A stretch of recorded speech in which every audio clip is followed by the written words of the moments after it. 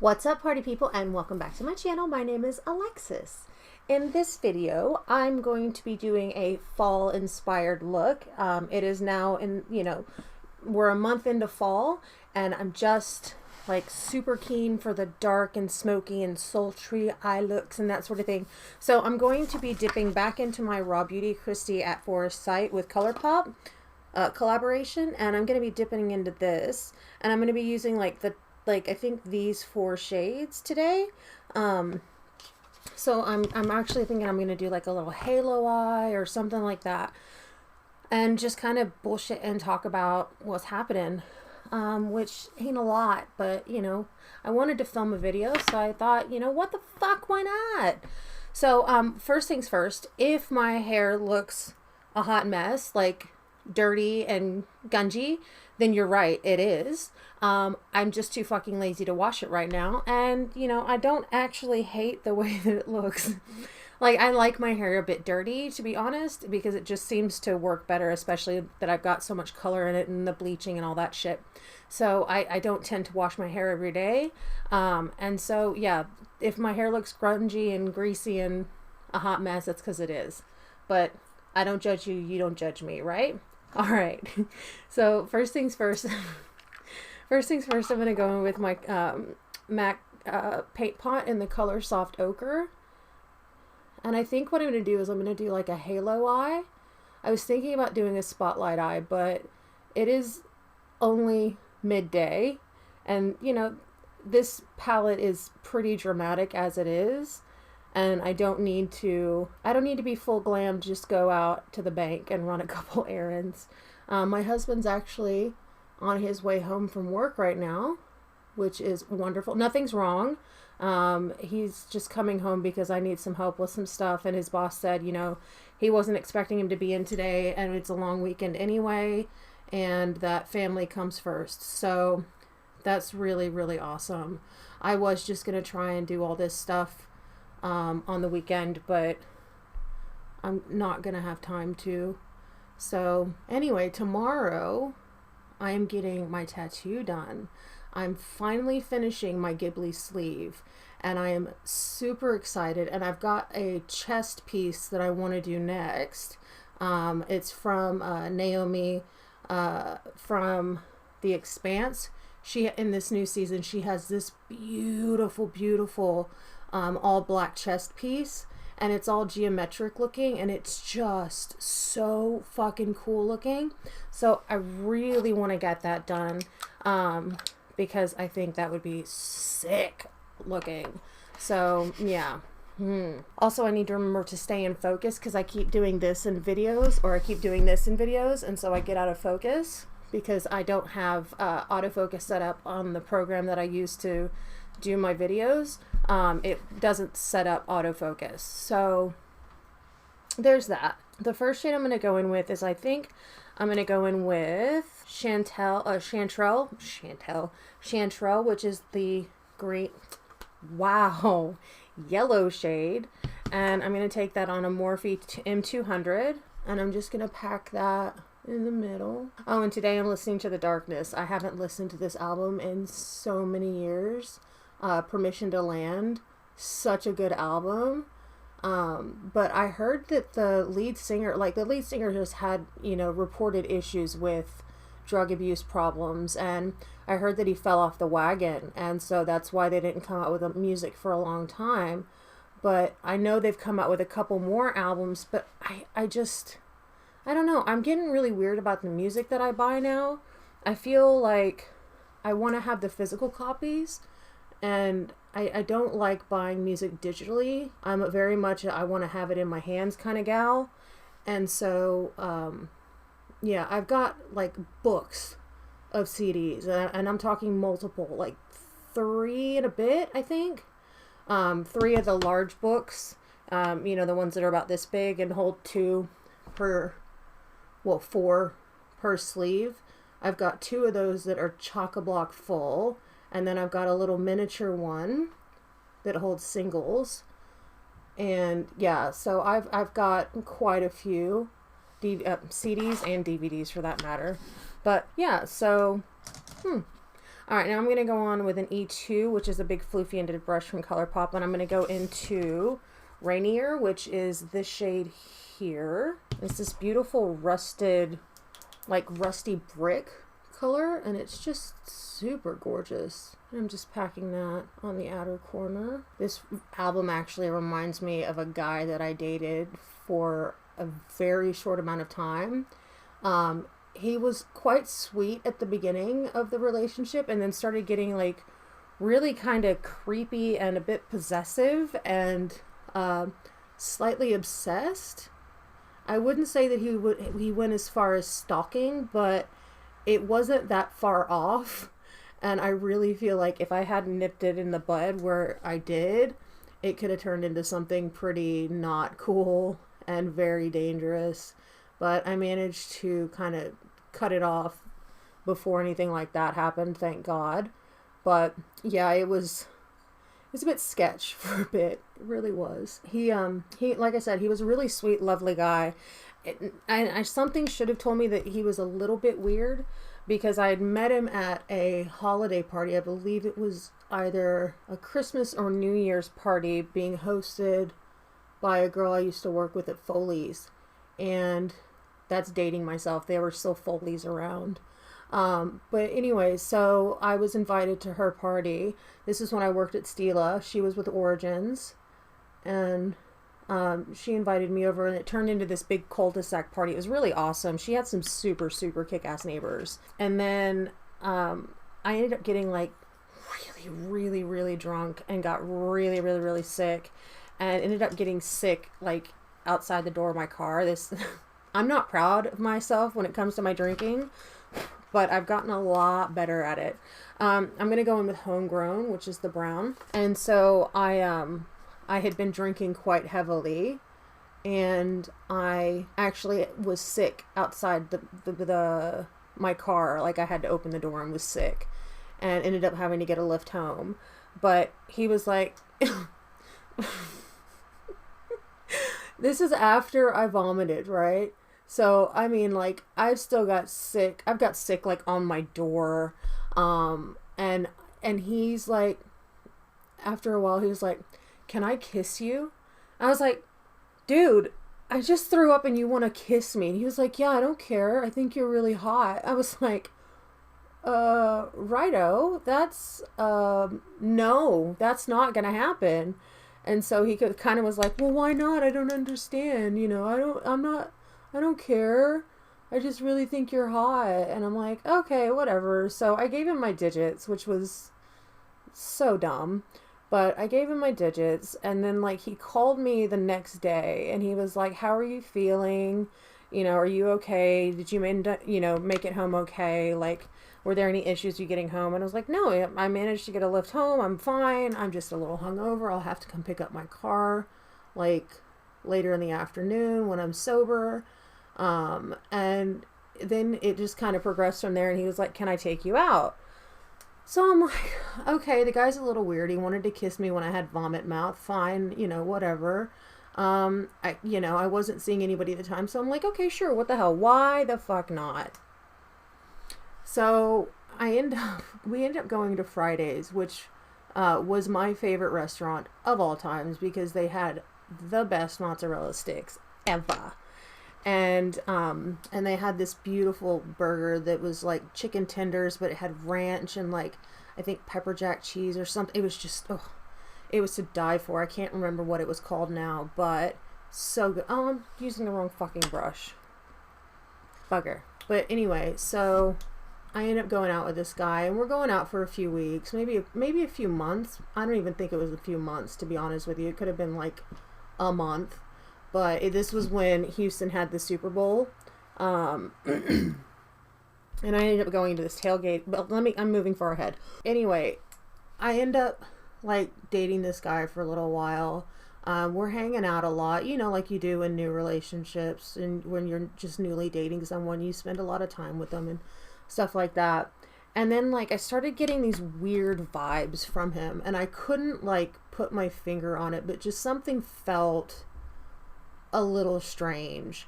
And we ended up like he kind of was getting a bit too clingy and was making me really uncomfortable. And so I kind of started pulling back a bit.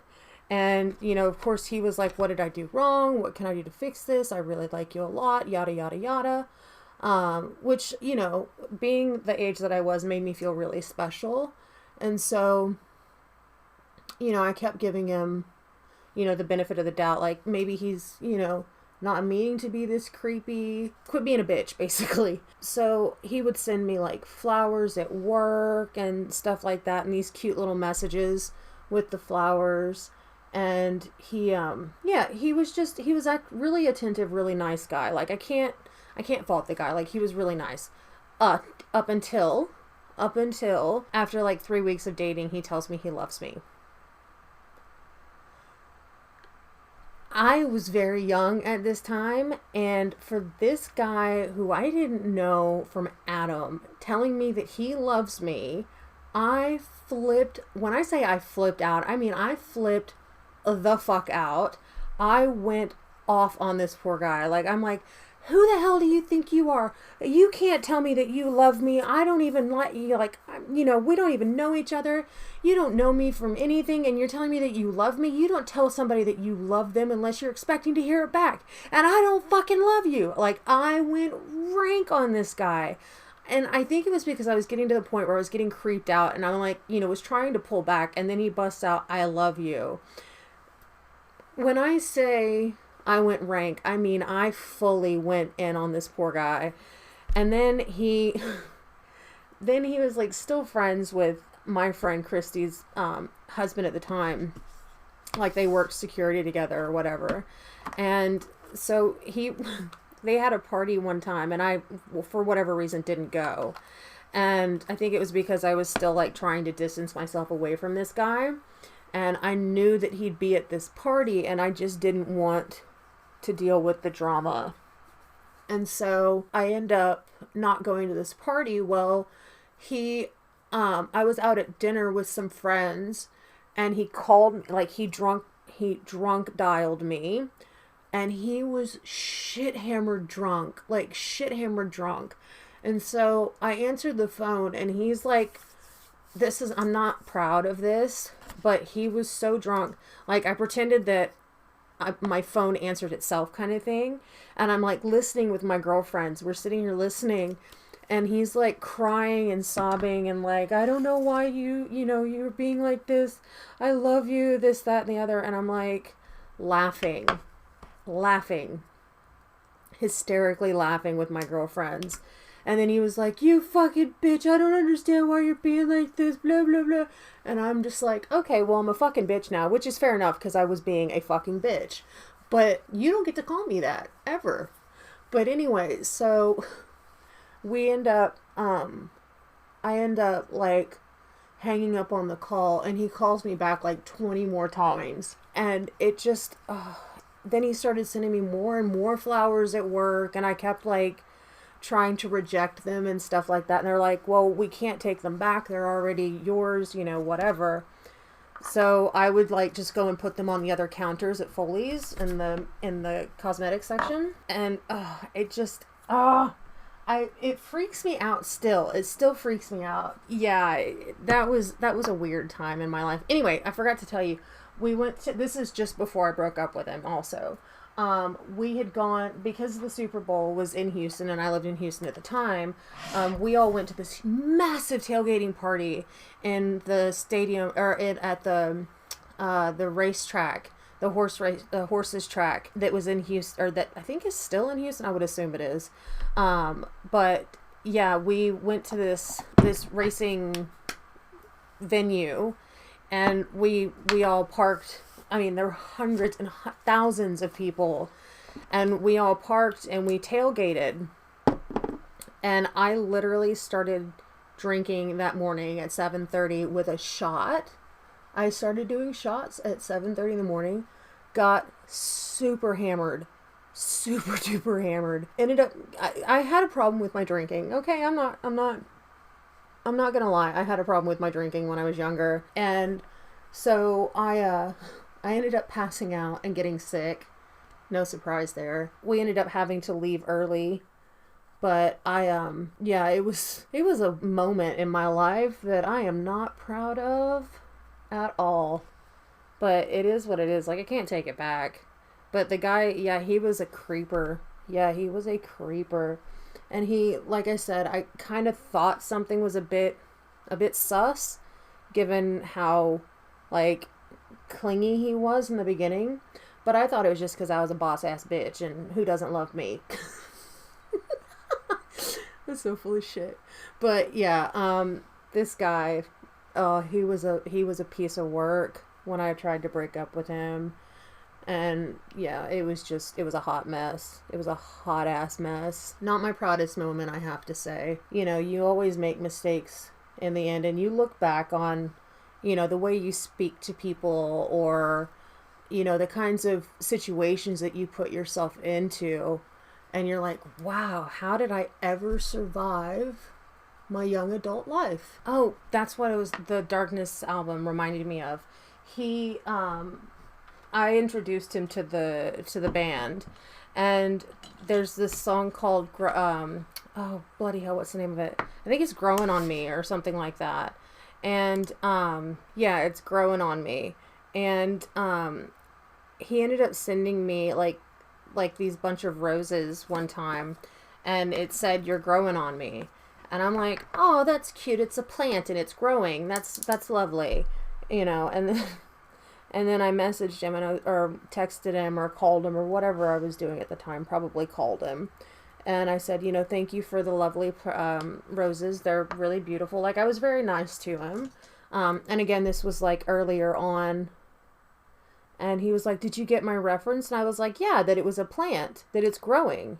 And he was like, No, it's because of the song from The Darkness." And I'm like, "Oh, okay, that's clever." And so, yeah, I was like, "Yeah, well, that's clever. Like, that's really cool."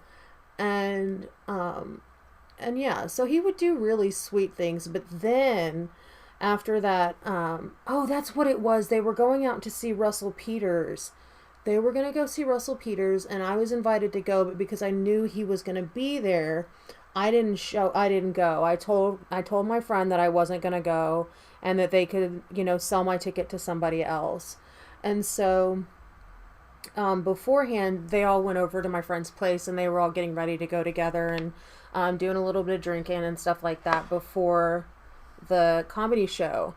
And so that's when he called me, because I was out with my girlfriends, because I, was like, "I need a girls' night." Yeah, he apparently got so drunk and belligerently drunk because of that phone call that he actually got heckled by Russell Peters, like heavily heckled by Russell Peters, and then got kicked out of the venue for being drunk and disorderly.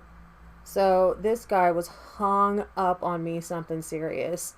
And kind of like at the time I was like, "Oh yeah, I'm a boss ass bitch. Everybody wants me, blah, blah, blah." I was an asshole. I was an asshole growing up, I'm not gonna lie. But yeah, this poor guy, like, even now I'm like, "Oh, the poor guy." Like, I wasn't ever mean to him except for when he told me he loved me. And when he called me and I laughed at him. But that's it. That's the only time I was really mean.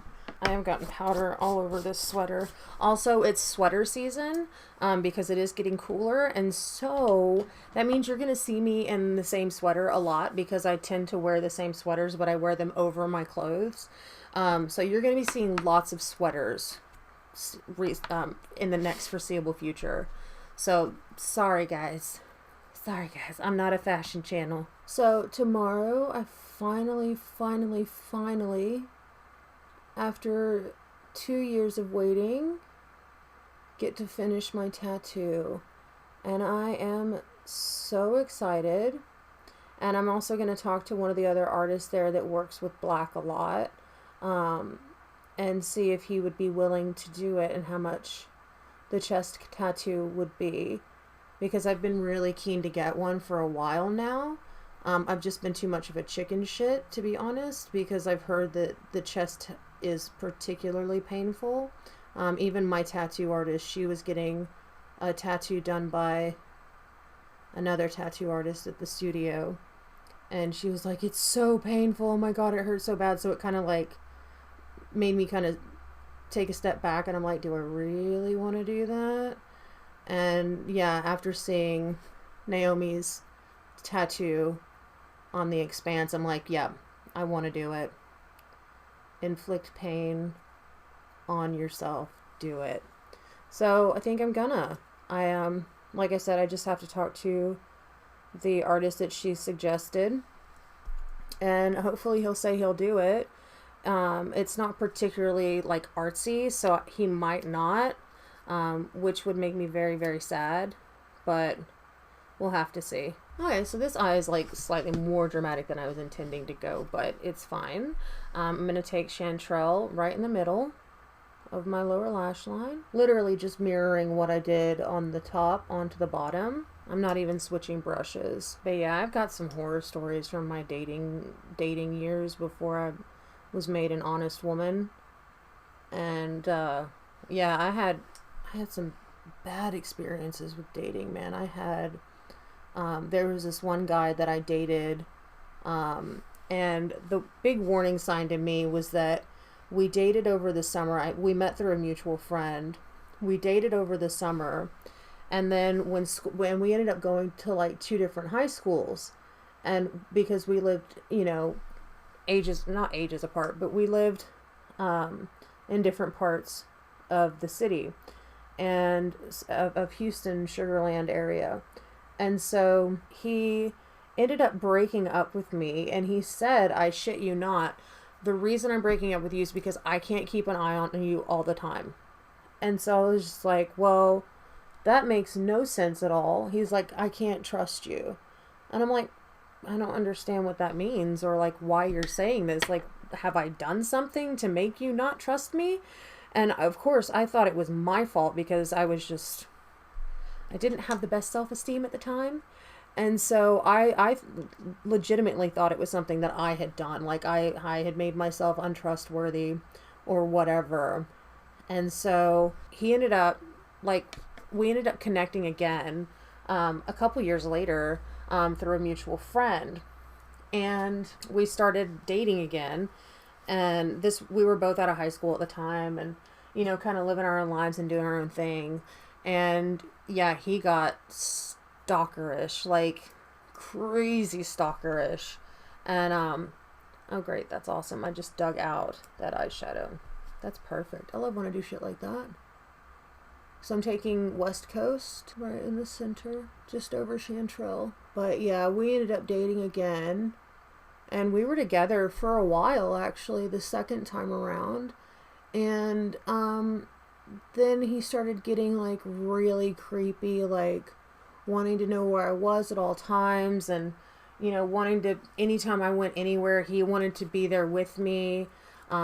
If I was at work, he would come by and like leave notes on my car, and you know, really creepy stalker bullshit.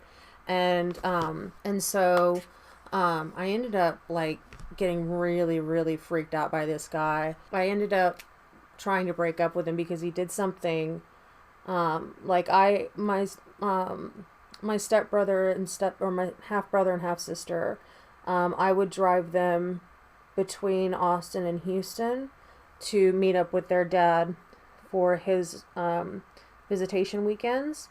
And so I would typically take my mom's car because it was bigger and it was more comfortable for long trips. And so one time my friend Amanda had come with me, and so we were picking my sister and brother up. And then so my car was still at the house, and we were in my mom's car, like I said. Well, this guy like drove by the house, and he's trying to find out where I am. And he's like calling all the time and like freaking my parents out. And, you know, because he just doesn't understand that, yes, my car is at home, but I am not. And my mom and dad didn't tell him where I was. You know, they were just like, she's picking up her brother and sister, you know, she'll be home in a few hours. We'll let her know that you called and we'll have her call you back. Well, that wasn't good enough for him. And so apparently, like, he had been driving, like, my parents heard him because he had quite a loud vehicle, truck. And so they heard him driving past, and they heard him driving past multiple times, and he just couldn't get it through his head. And this is before I had a cell phone, so they couldn't even call me to tell me that this was happening.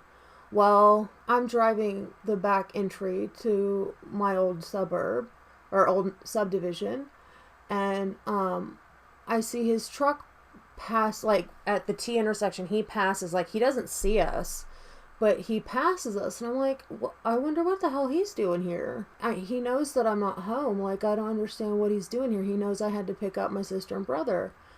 And so, I was like, well, that's weird. And my friend was like, yeah, that is a little weird, isn't it? And so, we get back to the house, and that's when we get in the house, and this is like, I don't know if he got stopped at a red light or what, but anyway, we managed to get into the house, and my dad is like, can you call that fucking guy you're dating? And I was like, what? And he's like, he's been driving past here, he's been calling, he doesn't understand that just because your car is here that you're not, and he just doesn't believe that you're not at home. You need to get a handle on that boy. And, like, it takes a lot to piss my dad off, but this guy, like, made an enemy of my father that day. And so, anyway, my friend was still sitting in the car because I needed to take her and her daughter back to where she was living. So I get back to the car, and I'm talking to her, and I'm like, dude, what the hell's happening? And she's like, he drove by 2 more times while you were inside talking to your mom and dad. And at that point, I'm like, okay, this is really fucking freaky. Like, this is scaring me. And so I take her home and manage to get back to my house without an incident. Well, about a week later or so, I'm over at her place, and he rocks up. Well, he gets told, no, you can't come in. Alexis is here, and she does not want to see you. And this dude's words, I shit you not, were, she has to leave sometime. And so I called my dad, and I'm like, this guy's scaring the shit out of me. My dad's like, okay, just drive straight home. And he's like, you know, if anything happens, pull over and, you know, try and get a hold of the police. And I'm like, oh, okay. So I drove home, and this guy is like tailgating me and is like beeping his horn, like honking his horn, like laying on his horn, trying to get my attention. Like, obviously he had my attention, but he was just laying on his horn, and he's like swerving in and out of the lanes, trying to like intimidate me or something. And it freaked me the fuck out. Like, I've never been that scared of a person in my life. And so yeah, I get home, and my dad's standing outside waiting for him, and the guy shows up behind me, and my dad just walks out into the street, and he takes off. So, needless to say, I stopped dating that guy. Well, I had already stopped dating him, and that was the problem.